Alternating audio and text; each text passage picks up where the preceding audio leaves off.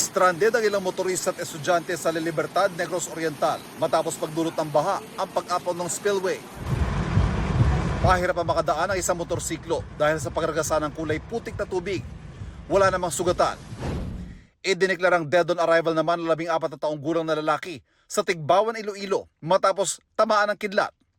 Sugatan din ang iba pa niyang 6 na kasama. Kwento ng isa sa mga sugatan, nag-aani sila ng palay nung hapon ng Huwebes nang tamaan sila ng kidlat.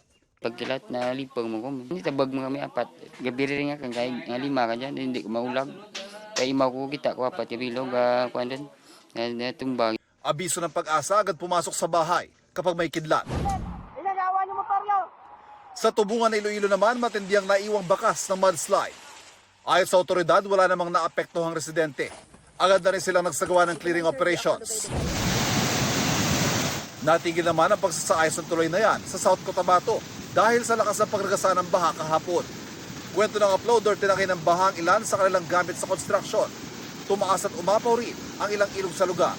Wala namang naitarang sugatan sa insidente. Napalusong naman sa baha ang ilang motorista sa Tacurong, Sultan Kudarat kagabi. Pinasok na rin ng baha ang ilang tindahan at establishmento. Nabuwal naman ang 6 na malalaking puno sa harap ng isang elementary school sa Cotabato. 2 sasakyan na nadamay. Damay rin ang main line ng kuryente na nagdulot ng total blackout sa lugar sa loob ng halos 6 na oras. Nagtumbahan na rin ang mga megatet sa City Pavilion sa Kidapawan City.